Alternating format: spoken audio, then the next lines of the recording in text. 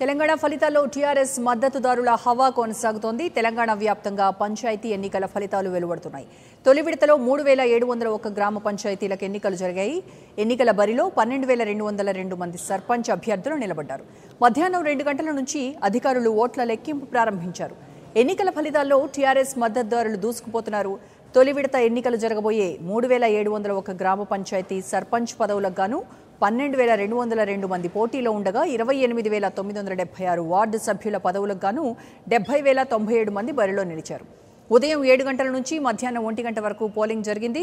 మధ్యాహ్నం 2 గంటలకు లెక్కింపు ప్రారంభించారు. తొలుత వార్డుల సభ్యుల అభ్యర్థులకు, తర్వాత సర్పంచ్ అభ్యర్థులకు వచ్చిన ఓట్లను లెక్కించి ఫలితాలు వెల్లడిస్తున్నారు. ఇక తెలంగాణ పంచాయతీ ఎన్నికల ఫలితాలపై మా కరీంనగర్ రిపోర్టర్ చంద్రశేఖర్ అందించే వివరాలు చూద్దాం.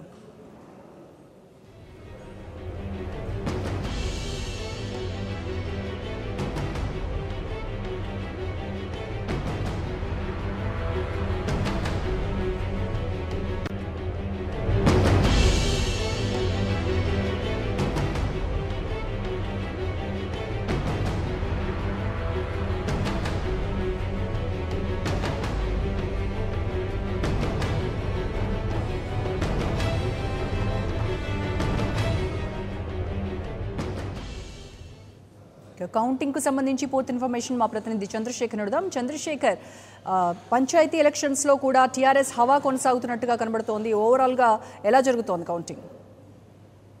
రోజా, సహజంగానే అధికార పార్టీ అత్యంత భారీ మెజారిటీతో ఇటీవల కాలంలోనే విజయం సాధించినటువంటి టీఆర్ఎస్ పార్టీకి సంబంధించినటువంటి అంశాల గణము, అలాగే ఎమ్మెల్యేలు కొంత ప్రత్యేకమైనటువంటి శ్రద్ధ కనబరచడం జరిగింది. వివిధ ప్రాంతాలకు సంబంధించి గ్రామీణ ప్రాంతాల్లో వారి అనుచరులు విజయం సాధించేందుకు చర్యలు తీసుకోవడం జరిగింది. ఈ క్రమంలో సహజంగానే టీఆర్ఎస్ కు సంబంధించినటువంటి అనుకూలంగా ఉన్నటువంటి కార్యకర్తలు విజయం సాధించినటువంటి పరిస్థితి కనబడుతుంది. సహజంగా ఈ గ్రామీణ ప్రాంతాలకు సంబంధించినటువంటి సర్పంచ్ అభ్యర్థులను ఏ పార్టీకి సంబంధం లేకుండా స్వతంత్ర అభ్యర్థులుగానే గుర్తించాల్సి వస్తుంది. కాకపోతే ఇటీవల కాలంలో తమకు సంబంధించినటువంటి అభ్యర్థులు మాత్రమే గెలిచారని తమ ఖాతాలో ఏ పార్టీకి వారు వేసుకునేటువంటి ప్రయత్నం చేసుకున్నటువంటి పరంపర కనబడుతుంది.